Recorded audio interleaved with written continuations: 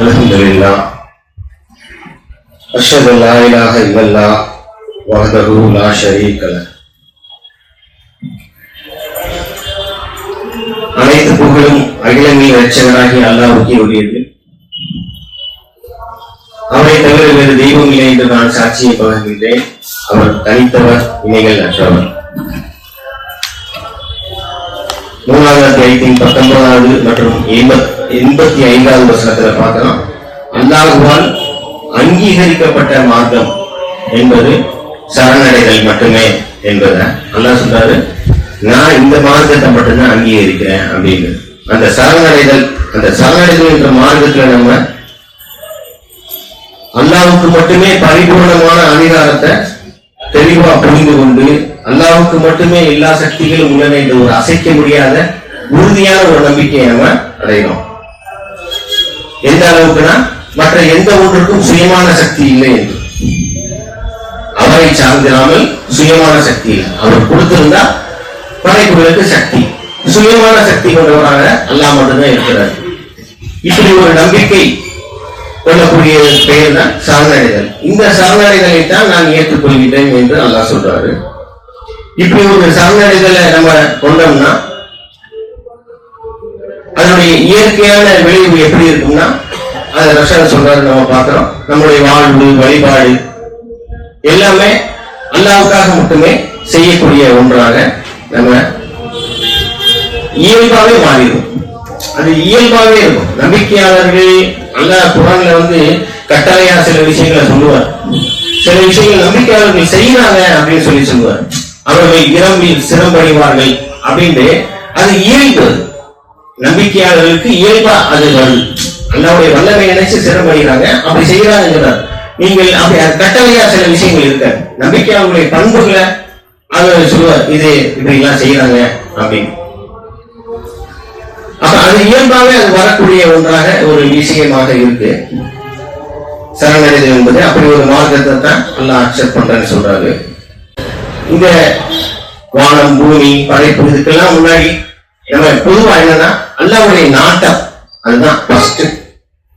அல்லாஹ்வுடைய நாட்டம், அவருடைய கருணை, அல்லாஹ்வுடைய நாட்டம், அவருடைய கருணை, படைப்புகளுக்கு சுதந்திரம், சோதனை, இதெல்லாம் எல்லாமே இந்த அல்லாஹ்வுடைய படைப்புகளை பார்த்தோம்னு வச்சுக்கோங்களேன்.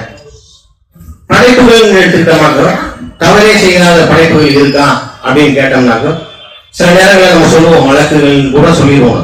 ஆனா மலக்குகளும், அதாவது சாத்தான் என்ற அந்த மலக்கை பத்தி பேசுறாங்க, மலக்குகளை நான் சொல்றாங்க. அந்த மலக்குகள் கூட அவங்க கூட கடவுளின் நாட்டத்துக்கு எதிராக தான் பேசக்கூடியவங்களா இருக்காங்க. அதான் சொல்றாரு, நீங்கள் அறியாதவற்றை நான் அறிவேன். எல்லாம் சொல்றாரு, நான் இப்படி ஒரு படைப்பை படைக்க போறேன், என்னுடைய ரெப்ரசன்டா ஒரு கலீஃபாவை நான் பூமியில வைக்க போறேன் அப்படின்னு அந்த அவருடைய நாட்டத்துக்கு எதிராக அவங்க பேசுறாங்க. அப்ப அதெல்லாம் ஒரு நிகழ்வுக்கு எதிராக பேசுறதுதான், கடவுளுடைய நாட்டத்துக்கு எதிராக பேசக்கூடிய ஒன்றுதான். நாம இந்த பூமியில அல்லாஹ்வுடைய நாட்டம் தான் முதல்ல இருக்கு. அவருடைய கருணையை பார்க்கிறோம். அதுக்கப்புறம் அது கருணை என்பது என்னங்கிறத நம்ம பார்க்கிறோம். இந்த பூமியில அல்லாஹ் வாய்ப்பு அளிக்கிறார் நமக்கு. அதான் இங்க சொல்றாங்க, நீங்க அறியாதவற்றை நான் அறிவேன் அப்படிங்கிறதுல காப்பாற்றப்படுவதற்கு தகுதியானவர்கள் இருக்கிறாங்கிறது உங்களுக்கு தெரியாது, எனக்கு தெரியும் அப்படிங்கிறார். ஏன் அந்த வாய்ப்பு அல்லாஹ் நமக்கு கொடுக்கிறாரு? அது நம்ம தவறிட்டோம். அது நம்மளுடைய என்ன சொல்றது, அது அந்த ஒரு சோதனையில நம்ம தோல்வி அடைஞ்சிட்டோம் முதல்ல ஆரம்பத்தில். அது நம்மளுடைய புரிதல் குறைவு, அல்லது ஒரு பயம், ஒரு அவசரம், ஒரு அழுத்தம் இருந்திருக்கும். ஏன் அது ஆபிரகாமா இருந்தாலும் சரி, எல்லாருமே நம்ம அதுல இருக்கிறோம். அப்படி இருந்து அந்த வாய்ப்பு அல்லாஹ் நமக்கு கொடுக்கிறாரு. கவனிச்சீங்களா? ஏன்னா நீங்கள் அறியாதவற்றை நான் அறிவேன் அப்படிங்கிறார். ஏன்னா வாய்ப்பு கொடுத்தா வெற்றி பெற முடியும். சில பேர் அவங்களை தூக்கி நரகத்துல போட்டு விடக்கூடாது என்ற அந்த கருணை தான் நம்மளை இங்க வாழ வைக்கும். அதுதான் நமக்கு அல்லாஹ் கொடுத்த ஒரு பெரிய கருணை. அல்லாஹ் நீதிமானா இருக்கிறார். யாரையும் அநீதமாக தூக்கி நரகத்துல போட்டு விடுறது இல்லை. ஒரு தடவை ஃபெயில் ஆயிட்டான், ஆனா அல்லாஹ்வுக்கு தெரியுது இவனுக்கு இன்னொரு வாய்ப்பு கொடுத்தா இவன் பாஸ் பண்ணிடுவான் அப்படின்னு. ஆனா அது மலக்குகளுக்கு தெரியல. ஏன் இப்படி பண்ண அவங்களை தூக்கி நரகத்தில் போடுங்க அப்படிங்கிறாங்க. ஆனா சொல்றது உங்களுக்கு தெரியாது, எனக்கு தெரியும். முதல் தவறுகள் நமக்கு என்ன, ஒரு அறிவு தெரியுது, ஒரு சிந்தனையை தெரியுது, ஒரு தெளிவோ தெரியுது. முன்பு புரியாத விஷயம் நமக்கு இப்ப புரியுது. எது? சர்வ வல்லமை கொண்டவர் அல்லாஹ் மட்டும்தான், ஏகோபித்த அதிகாரத்தை கொண்டவர் அல்லாஹ் மட்டும்தான் அப்படின்னு. அப்ப அந்த வாய்ப்பு நமக்கு கொடுத்துருக்காரு பாருங்க, கருணை. அது இல்லையா? அது கருணை இல்லையா? எவ்வளவு பெரிய கருணை அது. அந்த கருணை அதான் உண்மையே அதுதான். ஒரு தவறு செய்த போது ஆசிரியர் உடனே அது தண்டிக்கிறதுக்கு பேரு சரியானது இல்லை இல்லையா? ஆனா வாய்ப்பு கொடுக்கிறார் ஆசிரியர். இந்த குர்ஆனின் ஆசிரியரான அல்லாஹ் நமக்கு அந்த ஒரு வாய்ப்பை நமக்கு கொடுவார். ஆனா அது அந்த சோதனைகள் இருக்குது. அந்த சோதனையின் நோக்கம் என்ன? யாரை தோற்கடிக்கணும்னா இல்ல, ஜெயிக்க வைக்கிறதுக்கு தான் அல்லாஹ். அல்லாஹ் அதுதான் விரும்புறார். நம்பிக்கையாளர்களை காப்பாற்றப்பட வேண்டியதான். அதுக்குதான் அந்த டெஸ்ட்.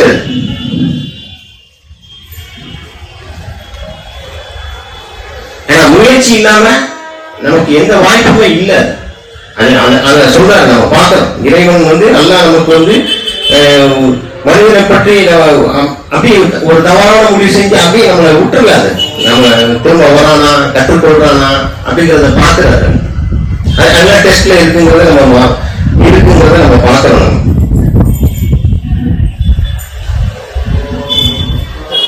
உண்மையிலே சுவனத்துக்கு தகுதியானவர்களை அல்லாஹ் தானே முன்வந்து காப்பாற்றுறார். அல்லாஹ் அவரே முன்வந்து காப்பாற்றுறார். அதான் கடவுளுடைய கருணை. அதான் நீங்க அறியாதவற்றை நான் அறிவேன். நாம நம்மளுடைய ஆன்மாவை நம்ம காப்பாற்றிக் கொள்ளல, அல்லாஹ் தானே முன்வந்து நம்மளை காப்பாற்றுறார். இவங்களுக்கு வாய்ப்பு கொடுப்போம், அவங்க அதுல ஜெயிச்சுருவாங்க. அப்படி வாய்ப்புங்கிறது எவ்வளவு பெரிய விஷயம். அந்த நல்ல ஒரு பொன்னான வாய்ப்பை தவறு விட்டுட்டு வந்துட்டோம். அதனால இங்க இந்த இது என்ன சொல்றது, ஒரு வாய்ப்புங்கிறத விட ஒரு டெஸ்ட் கலந்த ஒரு வாய்ப்பா இருக்கு. அங்க டெஸ்ட் இல்ல, பாத்தீங்களா? வானம் பூமி எல்லாம் நிராகரிச்ச உடனே நம்ம ஏற்றுக்கிட்டு வந்திருக்கிறோம். ஆனா இது சோதனைகள் ஒரு வாய்ப்பாக இருக்கு.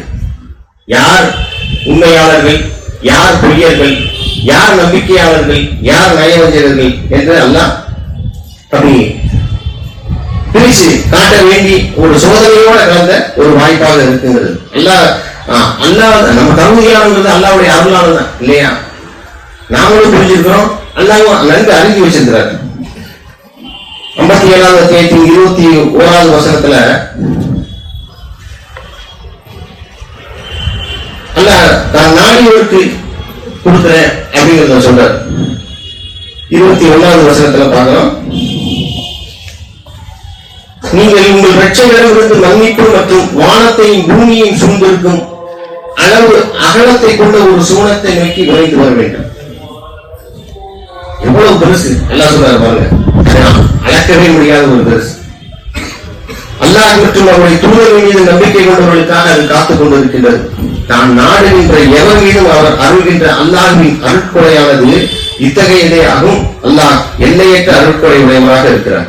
அல்லாஹ் நீ மன்னிப்பு கேளு, உனக்கு சோழ காத்து இருக்கு. அதுதான் அல்லாஹ் அவ்வளவுதாங்க விஷயம். செஞ்ச தவறுக்கு மன்னிப்பு கேளு.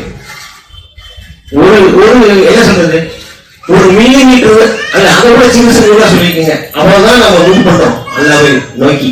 ஆனா அல்லாஹ்வுடைய இது எவ்வளவு பெருசா இருக்குன்னு பாத்தீங்களா?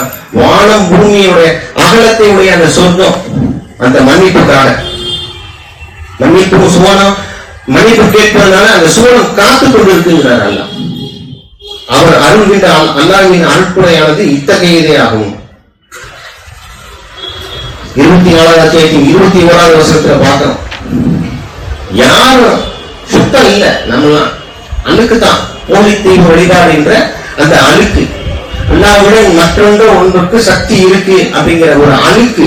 அதான் சொல்றாரு 24, 21 சொல்றாரு, அல்லாஹ்வுடைய அருளும் கிருபையும் இல்லாது இருந்தால் உங்களில் ஒருபோதும் தூய்மை அடைந்திருக்க முடியாது அப்படிங்கிற சொல்றாரு.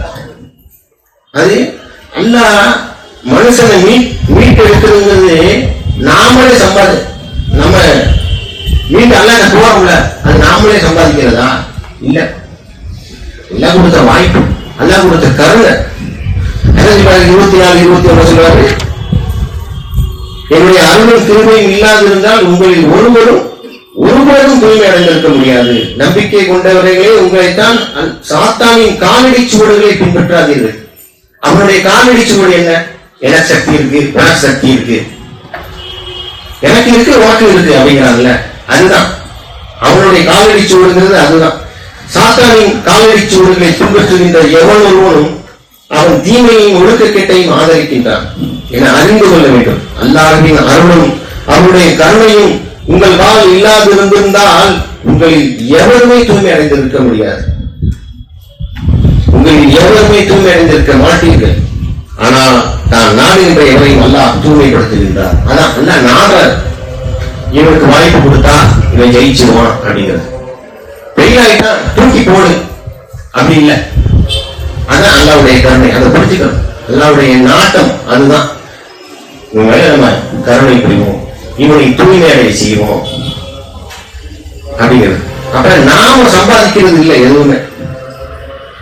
நாமளே சுத்தமானவன் ஆக்கிடுமா? இல்ல, அல்லாஹ்தான் நம்மள அதான் சொல்றாரு, எவருமே தூய்மை அடைந்திருக்க மாட்டீங்க அப்படிங்கிறத சொல்றாரு. அல்லாஹ் தானே அப்படி முன் வந்து அல்லாஹ் வழிகாட்டுறாரு. ஒரு சின்ன ஒரு திருப்பம் அல்லாஹ் நோக்கி நீங்க திரும்புங்க. அதை சொல்றாரு 29:69 சொல்றாரு. ஒரு சின்ன ஒரு விஷயம் தான், அது பெரிய விஷயம்லாம் கிடையாது. நீங்க அல்லாஹ் சுப்ஹானல்லாஹ் அல்லாஹ் அப்படின்னு சொல்றது கூட அல்லாஹ்வின் பக்கம் திரும்புறது தானே. 29வது அத்தியாயத்தின் 69வது வசனத்துல பார்க்கிறோம். நமக்காக பாடுபடுவோரை பொறுத்தவரை நமது பாதைகளில் நிச்சயமாக நாம் அவர்களை வழிநடத்துவோம். என் பாதையில நீ போற உன்னை நான் வழி நடத்துறதுங்கிறது சாதாரண விஷயமா? அல்லாஹ் சொல்றாரு நான் உன்னை வழி நடத்துவேன் அப்படின்னா அந்த வழி நடத்துறது நம்ம எங்கே கொண்டு போய் விடும்னா சுவனத்துல கொண்டு போய் விடுறோம். நாம ஒரு முயற்சி. நம்பிக்கை என்பது அந்த நல்லது இல்லாம பலன் அளிக்கிறது இல்ல அப்படிங்கிறத பார்க்கணும்ல. அதான் அல்லாஹ் சொல்றாரு நமக்காக பாடுபடுபவரை பொறுத்தவரை நமது பாதைகளில் நிச்சயமாக நாம் அவர்களை வழிநடத்துவோம். மிக நிச்சயமாக அல்லாஹ் பக்திமான்களுடன் இருக்கிறார், தக்வாதாரியோட இருக்கிறார் அப்படிங்கிறத சொல்றாரு. அல்லாஹ் லைட்டா நம்ம அல்லாஹ் விரும்புறது என்ன? வா மன்னிப்பு கேள், செஞ்ச தவிர ஒப்புக்கொண்டீங்கன்னா மன்னிப்பு கேள், வருது ஆக இப்படி செஞ்சுட்டோமே அப்படி அல்லாஹ்வுடைய வழி நடத்திடுவாங்க. அல்லாஹ்வுடைய வழி நடத்துதல் என்பது சாதாரணமா இல்லை, அது சுவனத்தை நோக்கி அல்லாஹ் தன்னை நோக்கி திரும்புவோருக்கு, அதை கீழ்ப்படிவோருக்கு வழிகாட்டுறது. இதே மாதிரி 13வது அத்தியாயத்தின் 27வது வசனத்திலையும் நம்ம சொல்றதை பார்க்கிறோம். அல்லாஹ் சொல்றதை நம்ம பார்க்கிறோம். 13வது அத்தியாயத்தின் 27வது வசனத்திலையும் அவர் சொல்றாரு, அவருடைய ரட்சகரிடமிருந்து அவருக்கு அற்புதம் மட்டும் இறங்கி வரக்கூடுமானால் நம்ப மறுப்பவர்கள் சொல்றாங்க. நாங்கள் நம்பிக்கைக்கு வருவோம். சொல்லு, நபியை பார்த்து சொல்ல நீ சொல்லு, இப்படி சொல்ல வேண்டாம். தான் நாடுகின்ற எவரையும் அல்லாஹ் வழிகேட்டில் அனுப்பி விடுகின்றார். மேலும் கீழ்ப்படிவோருக்கு மட்டுமே அவர் தன்பால் வழி நடத்துகின்றார். அந்த கீழ்ப்படி ஆமா சக்தி உனக்குதான், அவன் சொல்றது மாதிரி அவனுக்கும் இல்லை எனக்கும் இல்லை மற்ற யாருக்கும் இல்லை அப்படின்னு நம்ம அல்லாஹ்வுக்கு கீழ்ப்படிந்து நடந்தோம் என்றால் நிச்சயமாக அல்லாஹ் நம்மளை வழி நடத்துகிறேன் அப்படிங்கிறார். மேலும் கீழ்ப்படிவோருக்கு மட்டுமே அவர் தன்பால் வழிகாட்டுகின்றார். அவ்வளவுதான். சரி அப்படின்னு சொல்லிட்டா போதும், ஒத்துக்கிட்டா போதும், வாழ்ந்துட்டா போதும், அதுக்கான மன்னிப்பு கேட்டா போதும். அல்லாஹ் நம்ம எங்கே கொண்டு போய் வச்சிருக்காரு? என்றென்றும் நிலைத்திருக்கக்கூடிய அந்த சுவனத்தில் கொண்டு போய் அல்லாஹ் நம்மளை வைக்கிறத நம்ம பார்க்கிறோம். முயற்சி என்பது ரொம்ப சிறுசுதான். ஆனா வழிகாட்டுதல், அல்லாஹ்வுடைய வழிகாட்டுதல் என்பது முழுமையானது, பரிபூர்ணமானது. ஒரு சின்ன முயற்சி தான் நம்ம பண்ணணும். நான் தப்பு பண்ணிட்டேன், ஒத்துக்கிறேன், எவ்வளவு பெரிய விஷயமா உண்மையே வருந்தி புரிந்து வருந்தி மன்னிப்பு கேட்கிறோம் அப்படிங்கிறது எவ்வளவு பெரிய விஷயம். பெருசா இந்த வீடுகள் நவற்ற விஷயமா, மலையை தூக்குற விஷயமா இல்ல, நினைக்கிறோம். ஆனா அல்லாஹ்வுடைய வழிகாட்டுதல் அதற்காக முழுமையான ஒன்றாகும். அல்லாஹ்வுடைய கருணை என்பது அவ்வளவு பெருசு, வானம் பூமியை விட அகலமானது. தொடர்ந்து பார்ப்போம். துன்புமில்லா அல்ஹம்துலில்லாஹ் அஷ்ஹது அல்லா இலாஹ இல்லல்லாஹ் வஹ்தஹு லா ஷரீக லஹ். துன்புமில்லான்னு சொன்ன உடனே நம்ம எதுக்கு வருகிறோம்? நீ ஒருபோதும் அந்த தவறை நான் செய்ய மாட்டேன் அப்படின்னு அந்த பாதிப்பாவத்துக்கு தான் வருது. இது உன்னோட இன்னொருத்தருக்கு சக்தி இருக்கு, எனக்கு சக்தி இருக்கு அப்படிங்கிற ஒரு விஷயத்தை இனி ஒருபோதும் நான் செய்ய மாட்டேன். அதுதான் வருதம், அதுதான் வந்து சொல்றோம். அதைத்தான் நம்ம செய்ய மாட்டோம் இனிமே, இல்லையா? மற்ற தவறுகள்லாம் நம்ம கோவப்பட மாட்டோம் நினைக்கிறோம், உடனே கோவப்பட்டுருவோம், அப்படியே பொறுமை இழந்துருவோம், வேற எதையாவது. அதெல்லாம் பாருங்க, அதுலாம் ஆனா இதுல பாருங்க நம்ம கான்பிடண்டா இருப்போம். நம்ம இனிமே செஞ்சிடக்கூடாது, அல்லாவோட இன்னொருத்தருக்கு சக்தி இருக்கு நினைச்சிடக்கூடாது அப்படிங்கிறதுல நமக்கு நினைச்சு பார்க்கறதுல எவ்வளவு பதட்டம் இருக்கு பாத்தீங்களா? நமக்கு இருக்குன்னு நினைச்சா.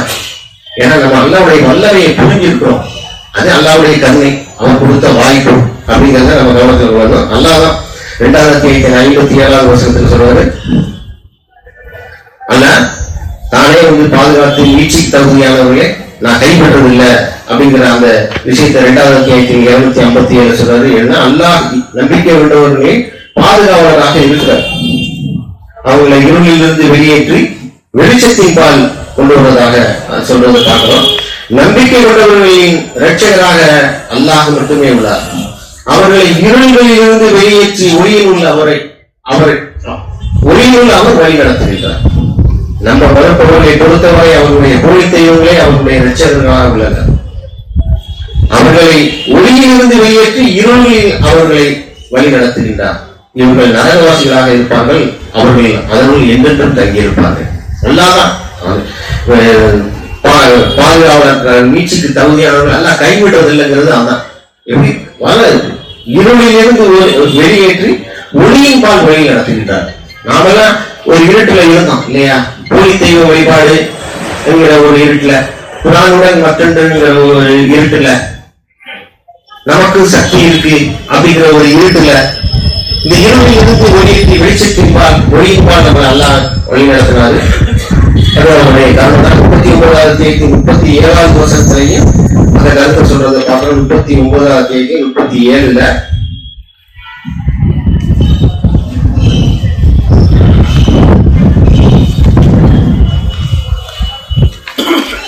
அவர் யாரை வழி நடத்துகிறாரோ அவரை யாருமே வழி தவிர செய்யவே முடியாது அப்படிங்கிற அந்த விஷயத்தை 39வது அத்தியாயத்தின் 37வது வசனத்துல சொல்றதை பார்க்கிறோம்.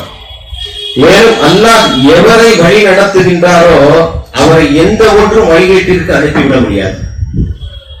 அது இன்னொரு இடத்துல கூட பிரார்த்தனை, நீங்கள் பிரார்த்தனை செய்து கொண்டிருக்கும் காலமெல்லாம் நீங்கள் வழிதவறி போவதற்கு சாத்தியமே இல்லை. ஒரு விஷயத்துக்காக நீங்க அல்லாத ஒரு பிரார்த்தனை பண்றீங்கன்னு வச்சுக்கோங்களேன், என்னை காப்பாத்துங்க, நம்ம இல்ல அப்படியாயிரு இப்படியாயிருங்கிற பேச்சுக்கே இடம் இல்லை அப்படிங்கிறதல்ல. வழி தவறி போக உங்களுக்கு கெட்ட வழிக்கு போக உங்களுக்கு கேடு வருவதற்கு வாய்ப்பே இல்லை அப்படிங்கிறாங்கல்ல. பிரார்த்தனை பண்ணிட்டு இருக்கிற காரணம் அதுபோல பார்க்க. மேலும் அல்லாஹ் எவரை வழி நடத்துகின்றாரோ அவரை எந்த ஒன்றும் வழிகேட்டிற்கு அனுப்பிவிட முடியாது. எந்த ஒன்றும் எதுனாலையுமே முடியாது. நம்ம அது அச்சப்படவோ பயப்படவோ துக்கப்படவோ தேவையில்லை. நம்ம அப்படி அல்லாஹ் நம்முடைய இதயத்தை வழி நடத்துகின்றார். வழி தவறாமல் சென்று விட வேண்டும் என்று அல்லாஹ் கேட்க சொல்லிருப்பாங்க. அப்ப நம்முடைய இதயங்களை வழி தவற செய்து விடாமல் பாதுகாக்கக்கூடியவராக அல்லாஹ் இருக்கிறாருங்கிறத பார்க்கிறோம். நீச்சி என்பது கூட அதாவது தப்பித்துக் கொள்வது இல்லை, அது நம்மளை காப்பாற்றுறாருல. நீச்சி நம்ம போய் சொன்னத்துல நம்ம எல்லாரும் தமிழ் வந்து தப்பிச்சு போயிட்டோங்கிறதா இல்ல, எல்லாம் நம்மளை காப்பாற்றுறாரு. அல்லாதான் நம்மளை தேர்வு செய்கிறார். யார் மீட்சி பெற வேண்டும் என்பதை அல்லாதான் அறியக்கூடியவராக இருக்கிறார். அவர் நாடுவரை அவர் தேர்வு செய்கின்றார், அவர் நாடுவரை அவர் வழி நடத்துகின்றார். 28வது அத்தியாயத்தின் 56வது வசனத்திலையும் அதே அந்த கருத்து அல்லாஹ் சொல்றது நம்ம பார்க்கிறோம். 28ல 56வது வசனத்துல நீர் நேசிப்பவர்களை எல்லாம் உம்மால் வழி நடத்த முடியாது. அல்லாஹ் தான் தன்னுடைய நாட்டத்திற்கு ஏற்பவும் என்ன சொல்றார், என்னுடைய நாட்டம் தான் ஃபர்ஸ்ட், அவர் தான் நாடுற, இவங்களுக்கு எல்லாம் நம்ம ஒரு வாய்ப்பு கொடுப்பாங்க சொல்றார். என்னுடைய நாட்டத்திற்கு ஏற்பவும் வழிகாட்டலுக்கு தகுதியுடையவர் எவர் என்ற என்னுடைய அறிவுக்கு ஏற்பவும் நான் வழி நடத்துகின்றேன் அப்படிங்கிறாங்க. நீர் நேசிப்பவர்களை எல்லாம் உம்மால் வழி நடத்த முடியாது. அல்லாஹ் தான் தன்னுடைய நாட்டத்திற்கு ஏற்பவும் வழிகாட்டலுக்கு தகுதியுடையவர் எவர் என்ற அவருடைய அறிவுக்கு ஏற்பவும் வழி நடத்துகின்றார் ஒரே ஒருவர். அவருக்கு தான் தெரியும் இவனுக்கு வாய்ப்பு கொடுத்தா இவன் தப்பிச்சுவான் அப்படிங்கிறது வேற யாருக்குமே தெரியாது. அதைத்தான் இங்க சொல்றத வழக்குகள் எதிராக பேசுறத நம்ம காண்றோம். 6வது அத்தியாயத்தின் 117வது வசனத்திலையும் அதே கருத்தை சொல்றதை நம்ம பார்க்கிறோம். 6வது அத்தியாயத்தின் 117லையும் நம்முடைய ரட்சகர் தான், நம்முடைய கடவுள் தான் நம்மளை நன்றாக அறிந்திருக்கிறார்.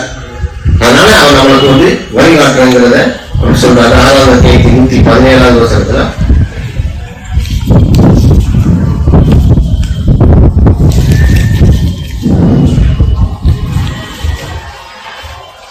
உம்முடைய ரட்சகர் அவருடைய பாதையை விட்டு வழி தவறியவர்கள் யார் என்பதையும், உம்முடைய ரட்சகர் அவருடைய பாதையை விட்டு வழி தவறியவர்கள் எவர் என்பதை முற்றிலும் அறிந்திருக்கின்றார். மேலும் வழிநடத்தப்பட்டவர்களாக இருப்பவர்களையும் அவர் முற்றிலும் அறிந்திருக்கின்றார். அவர்தான் எல்லாத்தையும் அறிஞ்சிருக்கிறார், வேற யாரும் அறிஞ்சிருக்கிறது. அதனால அவருடைய கருணையை நாம் மீது பொழிந்து நம்மளை நேர்வழியில அல்லாஹ் வழி நடத்துறார். 3வது அத்தியாயத்தின் 7வது அத்தியாயத்தின் 43வது வசனத்துல நான் சொல்றாரு, சுகம் என்பது நாம வாங்குறது, அல்லாஹ் தான் இறுதி முடிவு எடுக்கக்கூடியவராக இருக்கிறார். 7வது அத்தியாயத்தின் 43வது வசனத்துல அந்த கருத்தை நம்ம பார்க்கிறோம். 43வது வசனம், அவர்களுடைய இதயங்களிலிருந்து அவர் அனைத்து பொறாமையையும் நீக்கி விடுவார். அவர்களுக்கு கீழே நதிகள் ஓடிக்கொண்டிருக்கும். மேலும் அவர்கள் கூறுவார்கள், சொல்றாங்க பாருங்க, எங்களை வழிநடத்தியதற்காக அல்லாஹ் போடப்பட்டவராக இருப்பாராக. அவங்க சொல்றாங்க, சூழத்துல இருக்கிறவங்க சொல்றாங்க, நாமெல்லாம் எதுவும் செய்யும், அல்லாஹ் நம்மளை வழி நடத்துறாங்க. அதுதான் அந்த வாய்ப்பு, கருணை என்பதுதான். நன்றி எப்படி செலுத்தலாம், செலுத்திக்கிட்டே இருக்கிறாங்கள அல்லாஹ்வுடைய கருணையை நினைச்சா. அல்லாஹ் எங்களை வழி நடத்தி இருக்காவிட்டால் நாங்கள் வழிநடத்தப்பட்டவர்களாக இருந்திருக்க சாத்தியம் இல்லை. எங்கள் இரட்சகருடைய தூதர்கள் சத்தியத்தையே கொண்டு வந்தனர். அவர்கள் அழைக்கப்படுவார்கள். இதுவே உங்களுடைய சூழமாகும். உங்களுடைய காரியங்களின் பலனாக இதற்கு நீங்கள் வாரிசுகள் ஆகிவிட்டீர்கள். உங்களுடைய காரியங்களின் பலனாக இதற்கு வாரிசாகிட்டு. சோதனை, டெஸ்ட், ஒரு முயற்சி எல்லாம் கொடுக்கல, எல்லாம் சொல்லிடலாம் நான் தான் கொடுத்தேன் அப்படின்னு. அந்த சுதந்திரம் இருக்குல்ல, அதான் சொல்றேன், உங்களுடைய காரியங்களின் பலனாக. அந்த வாய்ப்பை நீ பயன்படுத்தி இருக்கீங்கள, பயன்படுத்தி இந்த காரியத்தை செஞ்சீங்க, அதனுடைய பலனாக இந்த சூழத்தை நீ அனுபவி அப்படிங்கிறத அதான் சொல்றாரு. 3வது அத்தியாயத்தின் 74வது வசனத்திலையும் அதை பார்க்கிறோம். அதேதான் ஏற்கனவே நம்ம பார்க்கிறோம். தான் நாடுகின்ற எவருக்கும் உரியதென தன்னுடைய கருணையை அவர் குறிப்பிட்டு வச்சிருக்கிறார். எல்லாம் குறிப்பிட்டு தன்னுடைய கருணையை வச்சிருக்கார். அவங்களை காப்பாற்றி விடுவார். அதான் கருணையை கேளுங்க அப்படின்னு. கருணை தான். ஆனா அந்த கருணையே அடைகிறதுக்கு அல்லாஹ் சொல்ற வழி என்ன தெரியுமா? நீ மன்னிப்பு கேளு, செஞ்ச தவற ஒத்துக்க, மன்னிப்பு கேளு, அப்ப என்னுடைய கருணையை நீ அடையலாம். என்னுடைய கருணையை நீ அடைஞ்சினா அந்த சோழத்துக்கு போகலாம். அதான் சொல்றார். தான் நாடுகின்ற எவருக்கும் உரியதென தன்னுடைய கருணையை அவர் குறிப்பிட்டு வைக்கின்றார். எல்லையற்ற அருட்களை அல்லாஹ் தன்வசம் வைத்திருக்கின்றார். சில விஷயங்கள் அல்லாஹ் பத்தி நினைச்சு பார்க்கும்போது பிரமிப்பார். அதெல்லாம் பேசுறதுக்கு நமக்கு நேரம் இல்லை. இன்னொரு நாள்ல நம்ம பேசுவோம், தொடர்ந்து பார்ப்போம். அல்லாஹ் நம்மளை எல்லாமே முன்வந்துதான் நமக்கு வழிகாட்டார். நாமளா எந்த ஒன்றையும் இங்க இல்ல. அல்லாஹ் அந்த கொடுத்த வாய்ப்பு தான், அல்லாஹ்வுடைய கருணை தான்.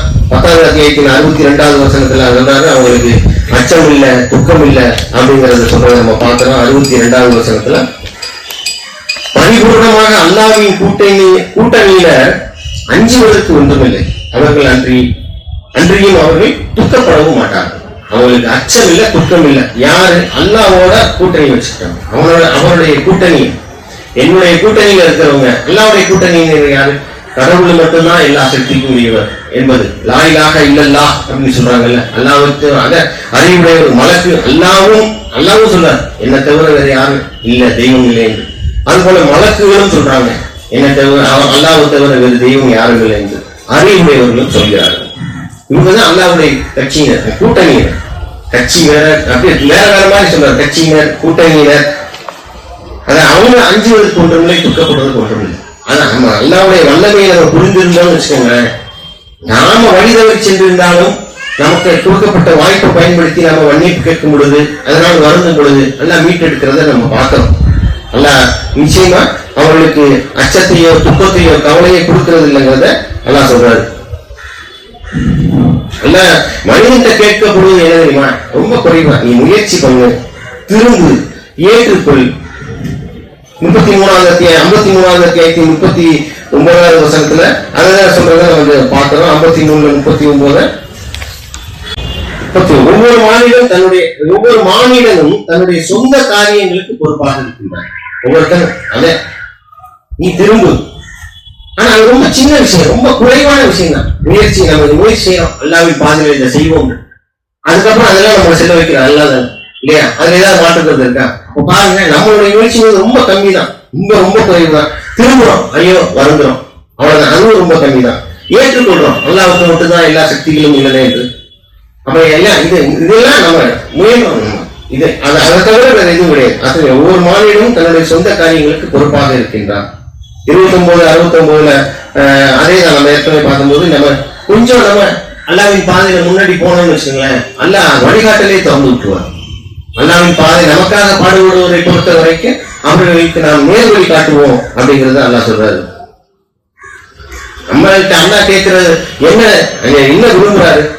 நம்மளுடைய மன அந்த இதை திரும்பு, அந்த மனநிலையை மாத்து அப்படிங்கிறது அல்லாஹ் விரும்புறது. அதுதான் நீ ஏற்றுக்கொள், கடவுளுக்கு மட்டுமே எல்லா சக்திகளும் ஏற்றுக்கொள் அப்படிங்கிறது தான். 8வது அத்தியாயத்தின் 53வது வசனத்துல அதை சொல்றதை பார்க்கிறோம். ஏன்னா அல்லாஹ் செய்யறது முழு மாற்றம், முழு வழிகாட்டுதல், முழு பாதுகாப்பு. 8வது அத்தியாயத்தின் 53வது வசனத்துல அந்த கருத்தை நம்ம பார்க்கிறோம். 8வது அத்தியாயத்தின் 53வது வசனம் அதான் சொல்றாரு, அல்லாஹ் நமக்கு புரிஞ்ச அருட்கொடையை நாம மாற்றிக்கொள்ளாத வரைக்கும் அல்லாஹ் மாற்றுறதில்லை. அதான் அல்லாஹ் புரிந்த அருட்கொடை, கருணை. அதுல அது எனக்கு வேணாம் அப்படின்னு நம்ம முடிவு பண்ணிட்டு வச்சுக்கோங்க. நீ வேணாம்னு சொல்ற வரைக்கும் நான் உனக்கு மாற்றவே மாட்டேன் அப்படிங்கிறது. அல்லாஹ்வுடைய கருணை தான் முதல்ல நிக்குது. எல்லாத்துக்கும் வழிகாட்டுவோம் அப்படின்னு, எல்லாருக்கும் வழிகாட்டல் தான். மனுஷன் தான் அவன் திரும்பான். அந்த அற்புதங்கள் வந்ததுக்கு அப்புறமும் அல்லாஹ்வுடைய தூதர்களையும் அற்புதங்களையும் வேதங்களையும் அவர்கள் மறுத்ததுனால அவங்களுடைய இதயங்களை நம்ம மூடிட்டோம் அப்படிங்கறத சொல்றதை நம்ம பார்க்கிறோம். அவர்தான் அந்த நிலையை இங்க சொல்றது பார்க்கறது. நான் உங்களுக்கு புரிந்த 8வது அத்தியாயம் 53வது வசனத்தை திரும்ப படிக்கிறேன். எந்த மக்கள் மீதும் அவர் அருளிய ஒரு ஆசீர்வாதத்தை அவர்களாகவே மாற்றிக்கொள்ள அவர்கள் முடிவெடுத்தாலே அன்றி அல்லாஹ் மாற்றுவதில்லை. கருணை என்ன? உனக்கு வாய்ப்பு கொடுத்துட்டாரு, அதெல்லாம் நிராகரிக்கிறாங்க. அங்க இருந்து வந்தோம்னா இங்க ஒண்ணும் அல்லாஹ் கொடுத்த எல்லாத்தையுமே இப்ப நமக்கு ஒரு நல்ல விஷயம் கொடுத்துருக்காரு, எனக்கு அது வேணாம்னு சொல்லிட்டு அல்லாஹ் மாத்திடுவாங்க.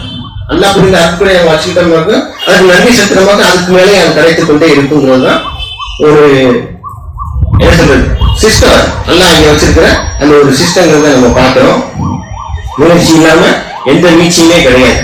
இதுதான் முயற்சி. நம்மள்ட அல்லாஹ் விரும்புறது அதுதான். மன்னிப்பு கேள், ஒப்புக்கொள்ள என்பதுதான்.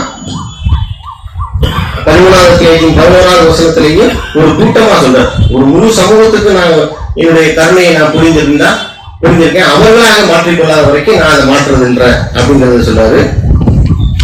61வது அத்தியாயத்தின் 5வது வசனத்தை சொல்றாரு, அவங்களுடைய அந்த கெட்டவர்களுடைய தன்மையை பத்தி நம்ம பார்க்கிறோம். 61:5 சொல்றாரு, மோசஸ் தன் சமூகத்தாரிடம் கூறியதை நினைவு கூறுவீராக. மோசஸ் தன் சமூகத்தாரிடம் கூறியதை நீங்க நினைச்சு பாருங்க. என் சமூகத்தாரே, நான் உங்களுக்கு அல்லாஹ்வின் தூதனாக இருக்கின்றேன் மோசஸ் சொல்றார் என்பதை நீங்க அறிந்திருக்கிறீர்கள். அப்படி இருந்து ஏன் என்னை கூட நோக்கடிக்கிறீங்க கேட்கிறார். நான் உங்களுக்கு அல்லாஹ்வின் தூதனாக இருக்கின்றேன் என்பதை நீங்கள் அறிந்தவர்களாக இருந்த போதிலும் ஏன் என்னை நோக்கடிக்கின்றீர்கள்? அவர்கள் பாதை விலகி சென்ற போது அல்லாஹ் அவர்களுடைய இதயங்களை திசை திருப்ப விட்டார். எனவே அல்லாஹ் தீய மக்களை வழிநடத்துவது. இது மாதிரி எக்கச்சக்கமான வசனங்கள். அவங்கதான் தெரிஞ்சதுக்கு அப்புறம் அவங்க போனதுக்கு அப்புறம் நான் உன்னை வழிநடத்த மாட்டேன். என்னுடைய கருணையை நான் உனக்கு பொழிந்ததுக்கு அப்புறம் நீ மாற்ற நினைக்கிற வரைக்கும் நான் மாற்ற மாட்டேன். நீ மாற்ற நினைச்சுன்னா அவனை மாத்திடுவேன் அப்படிங்கிறது. இந்த மாதிரிதான் அவர்களாக போற வரைக்கும் அல்லாஹ் அதை மாற்றதே இல்லை. போட்டு நோவிக்கிறது, அற்புதங்களை ஏற்க மறுத்துக் கொள்றது, இந்த மாதிரி வேதங்களை மறுக்கிறது, அதுதான் சுதந்திரம். இன்னும் சுதந்திரம்ங்கிறத நம்ம பார்த்தோம்னாக்க எந்த வகை நான் நாடினாக்க எல்லாத்தையும் நேர்வழியில செலுத்திருக்க முடியும் சொல்றது என்ன இருக்கு? சுதந்திரம் இல்லைங்கிறது இருக்கு.